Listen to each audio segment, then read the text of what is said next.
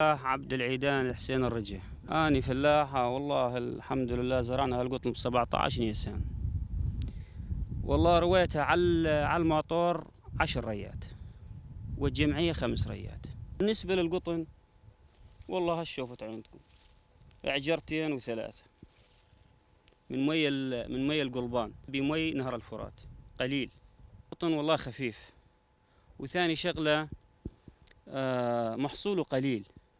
محصوله قليل لأنه ما بيري من نهر الفرات ري مزبوط. إذا ما تسقي على مي الفرات يظل محصولك النص أو الربع، يختلف عن مي القلبان. مالح، اي والله مالح، ويسبب جفاف يعني حتى الأرض ما تنتج مثل ما تريد، يعني ما تنتج.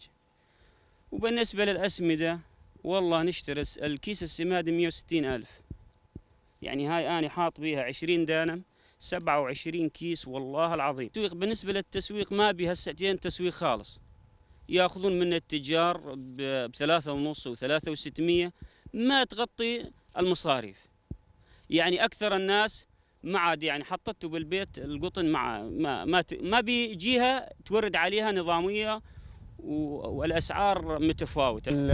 المزارع المساعد المهندس عبد الرحيم راضي محمد. بالنسبة للآفات صابت دودة المن، يقولوا الدودة البيضاء، هي طبعا يسمونها دودة المن. وفي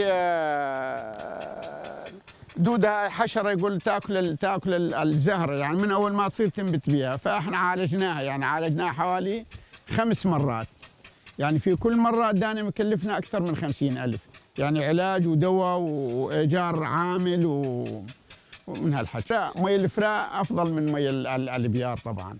من خلال الخبرة والشسمه يعني مو أقل من 30-40% يزيد الإنتاج مي الفراء على مي البير، يعني وهاي شغلة مجربة، يعني مهي جديدة علينا.